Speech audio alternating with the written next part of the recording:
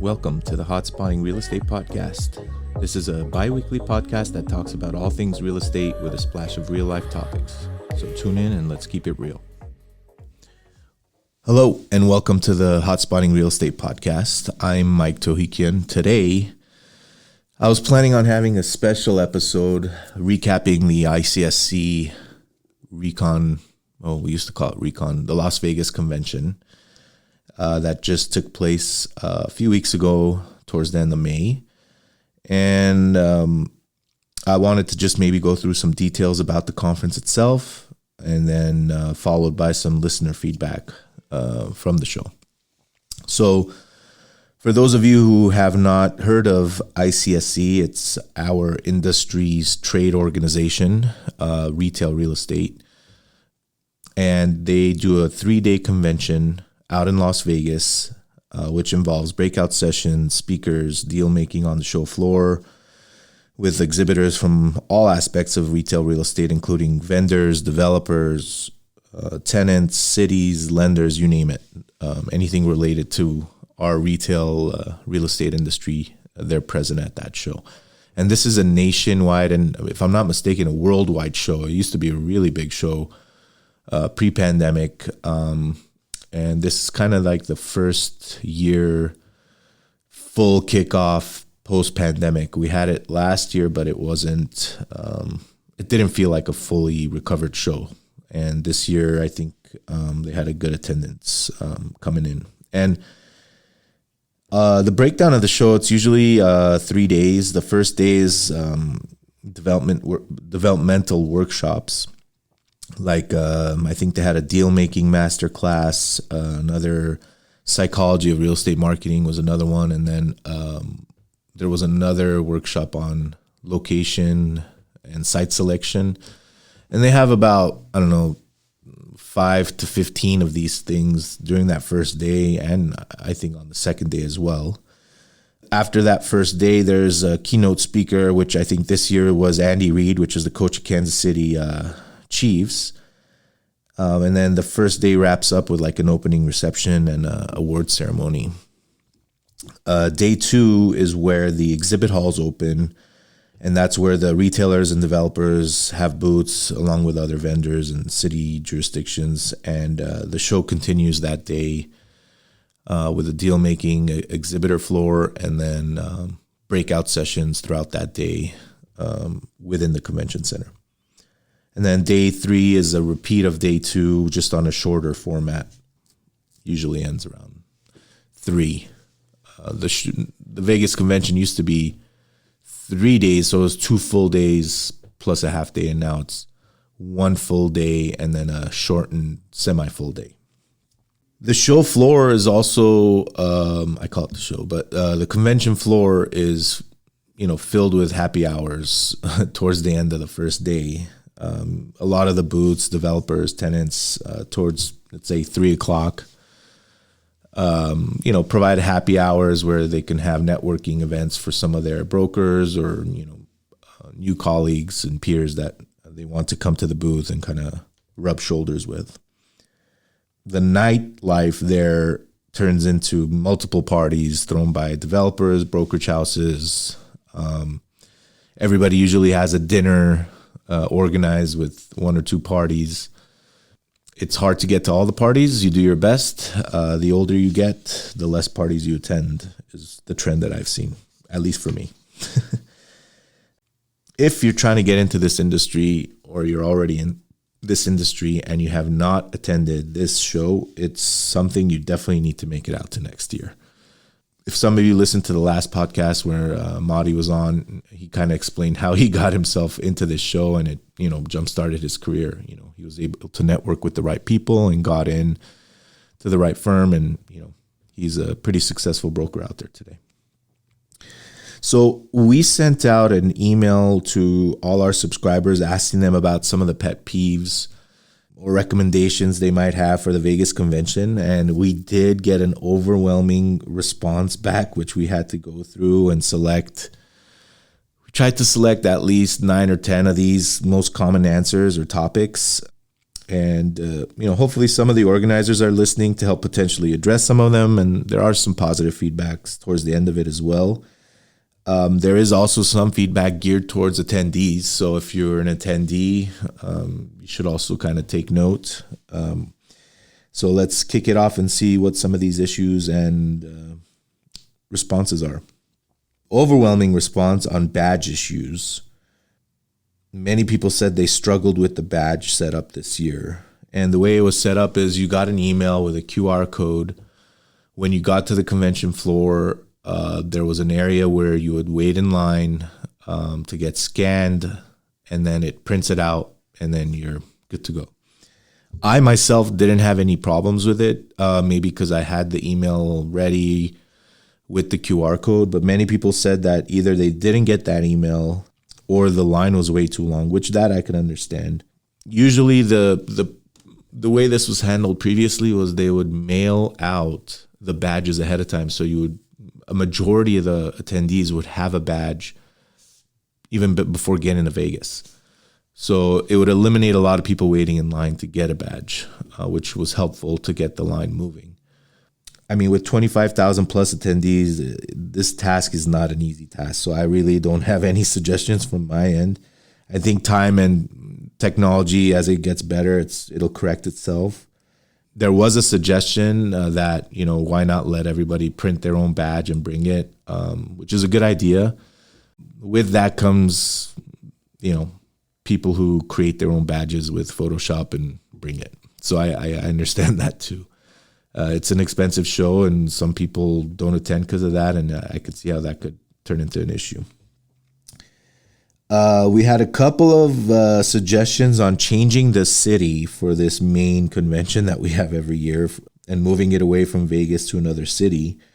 And I'll give some of the suggestions: Austin, Nashville, New Orleans, Cancun. That was an optimistic one to have it in Cancun.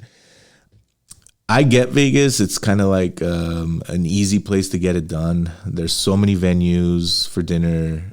Everyone can kind of have a night networking, and the hotels are just all together, grouped up. You could get to the convention center pretty quick, so I understand it. But, I understand people also want to see some change and maybe switch it up. So just a suggestion.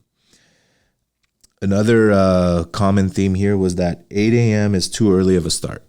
So 8 a.m. is definitely too early of a start, especially if we're holding this thing in Vegas. Rule of thumb for me, I try not to set up meetings until 9:30, just to be realistic. The nights are long. You're out meeting with people, networking, and a lot of the networking happens, during the night. So, yeah, I mean, if you got to be there at 8 with your company, or, you're an employee and you got to get out to your booth, I totally understand that. I've been there. I've paid my dues for that. But as an attendee, if you're not in a booth, just set your days up a little later to address that. Another common one was air conditioning. Should be turned on earlier. I'm going to vouch for this situation because this year was just unbearably hot on day one of the show. And I understand they don't get that thing switched on until the show starts, but we know there's going to be a show. We know there's going to be thousands of people coming into a convention center, and there's areas where we're funneled in and it's very tight. Everybody's putting on a suit, and for the females, they're putting on a couple layers sometimes. It's just very warm and gets uncomfortable, and you don't want to sit down in a meeting and wait 5 minutes while you're wiping your sweat. You want to get into it and be comfortable. Being uncomfortable makes your day uncomfortable, and it's not a good start to the day. So it took me a minute to just cool down, and I was a little frustrated with it. Had to take my jacket off, put it back on. So yeah, I mean, if that could be addressed, that'll be amazing. A lot of people wrote ICSC should be business casual. People said we should make it more of a casual atmosphere. I agree with this. it's kind of tough actually, because I don't mind putting on the business suit, but I'm definitely more comfortable in business casual. I get it. I think it should be optional for people to figure out how they want to come into these shows, but it shouldn't be frowned upon either if someone wants to put on a nice suit or if someone wants to be, in a little more of a casual outfit. I think we're in a stage of our industry where, we have a lot of work going on, a lot of meetings, a lot of back and forth. And, if you can handle being in a suit and you're comfortable with it, great. But if you need to be in that business casual attire to make your a day comfortable and make your presentations more comfortable and have a better overall show, then I don't think that's an issue. So what I did on day one, I was dressed up in my suit, but day two, I brought it down a notch and I was in my business casual, which is like, nice jeans, nice shoes, short sleeve shirt. So I felt very comfortable, and it was a more relaxed day for me that day as well. And the AC had already kicked in, so it was very comfortable. Here's a couple things that were geared towards the attendees. A very common one is don't immediately dive into business chatter when you're meeting a new contact. And this happened to me at the show. And a lot of the times people come in a little too aggressive. So I was at a happy hour and a broker I did not know came up and introduced himself and went straight into, business chatter and I do this and I do that and blah, blah, blah. Number one, it's the happy hour time of the day. So that means we've gone through at least 7 to 9 meetings throughout the day, plus your own kind of, I got to go and talk to this person. You've been running around and you're at the happy hour. At least just come and approach it where introduce yourself, ask, what do you do? How's your day? Just small talk, just to kind of get to know someone on a personal level before you just dive into, I do this, I have this, look at this. It just gets, not that it gets old, it just, you already you want the conversation to end. That's the way I feel. I think if you approach it differently, you're willing to spend more time with that person and then, hear them out again and, keep a relationship going.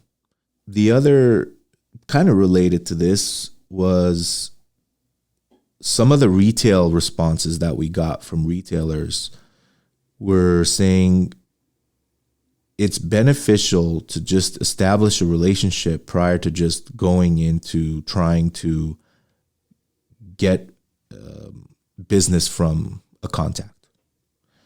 And I think what happens at these shows is some of the brokers either have not been groomed properly. Some of them, are seasoned brokers, but they just don't change their ways. They come up to some of the retailers and immediately, before even introducing themselves, saying, "Are you looking for a broker here? We do brokerage. We can represent you." Blah blah blah. When number one, you haven't even established a relationship with that tenant rep. You have not had a conversation with them prior to this, and they don't know you or your firm probably at that time. And, they're not at the show to select someone who's going to represent them in a market. Okay. They're in the show either to look at sites, have meetings, and network and get to know people. So I think as a broker or even as a developer, you got to focus more on dialing it into creating a relationship with someone that you meet on that tenant side, as opposed to just shoving a site down their throat or trying to get their business in the market. So we had a few retailers come back with that kind of feedback. Back to the convention, this was a good one. Maybe don't schedule the convention on the same weekend as EDC. EDC is a electronic festival that happens in Vegas once a year, and I think this is the second year that we've timed it where we're there at the same time. So that festival actually wraps up on Sunday night, Monday, and we start Monday, but we come in on Sundays and we run into that traffic and that crowd, and it's a different crowd, and we were all young once, and there's still a lot of young brokers probably listening to this, but I guess they just think it's just a tough crowd to be rubbing elbows with on our convention weekend. But honestly, that's just Vegas, and I don't think there's any way around that unless you could schedule a different weekend, but you're going to run into something on any weekend that you move this convention to. I think one of the other feedbacks we got from the retailers, which is interesting, is when you're setting up a meeting to show your site, is to come prepared. I guess a lot of people don't come prepared, and they either present something that the brand would never look at or an area the brand would never go into. One thing that I've seen a lot, and I sit in with meetings with some of our tenants like McDonald's and others, and when we get sites brought into us, and this happens a lot and it's surprising, we'll get presented a site, and on the map or site plan, we would literally be across the street. And I understand, well, maybe you want to relocate, but I think that's just a quick answer for lack of doing your homework. Had you done your homework, you would have preemptively tried to see, okay, is this a newer restaurant across the street? Is this an older restaurant? And then you could approach it as a relocation option, not a new site option. But definitely it makes a big impression if you've done your homework and you could show, well, I'm showing your closest site is, a mile away in this direction or 2 miles in this direction, And if there's a site across the street and you think it's old and you're not sure if we would or someone would relocate, I definitely think you should still submit that site, but you need to submit it as a relocation site, because if you submit it as a new site and we map that, we're not going to ever look at, and I'm saying we because I do tenant rep work, but we're not ever going to look at the site because we're going to see on a map that, oh, we're right across the street. Sometimes there might be some alerts that we need to relocate this or that, but if you think it's a relocatable site, like it's an older restaurant, needs a remodel, doesn't have a big enough drive-through stack, or if you're relating it to a drive-through, or if it's, an older building and the retailer has been in there and looks tired, then yeah, present it as a relocation. But definitely do your homework. Let us, let the tenant see that you've actually researched where they are in that market and are presenting it in a manner that's not going to waste their time either. Because they get presented hundreds of sites. It's just not fair for them to be doing extra work to see if they're in that area. Now, it's their job to do it, but, it gets old. You got to do some of that diligence on your end and then present that site. I want to end this with some positive items because it's still a great show. There aren't that many issues with the show, in my opinion. Everyone's always going to have, their opinions and something they're going to find that's wrong with the show. But all in all, it's a good show. Some of the positive feedback were that the shuttles were amazing, which I agree. Those shuttles are pretty cool. The South Hall upper and lower setup this year was a good touch and very easy to navigate. Usually they have some of these vendors in different areas. This year they were stacked above each other, and you could get up and down either with the escalators or the stairs or elevators. So it was pretty cool. And the golf carts are always appreciated between the South and Central Hall. So the walk from the South Hall to the Central Hall is not fun. But they do have these golf carts that, run 5 or 6 people at a time back and forth between the halls. That makes it a little bit easier if you're in a time crunch to get back and forth. Sometimes the walk is nice just because you need to air out and not, talk to anybody and gather yourself in a moment. But if you're trying to run back and forth to meetings, that golf cart's going to save you. That's pretty much it for the ICSC recap episode. I hope everybody enjoyed their ICSC. We're in the summer mode right now, and things start slowing down a little bit on when it comes to responses. So I hope everyone's still out there working diligently but enjoying their summer. We would love to hear back from anybody at or within the ICSC organization who puts this show together, because we always think it's fair to hear from the other side and, have them acknowledge some of the recommendations and, hear why they do things a certain way. So that would be great. So if anybody wants to come on the show, I'd love to have you on. Other than that, I hope everybody enjoys their summer and keep listening, and we look forward to bringing some more content to you soon. Thanks. Just a reminder, please take the time to subscribe to this podcast and leave us a rating and review. It's greatly appreciated. You can also follow us on Instagram and Facebook at Hot Spotting Podcast. If any listeners have any questions or topics they would like to hear on the show, or if you simply want to connect, you can email me at mike@hotspotproperties.net. Once again, thank you for listening. It's been real.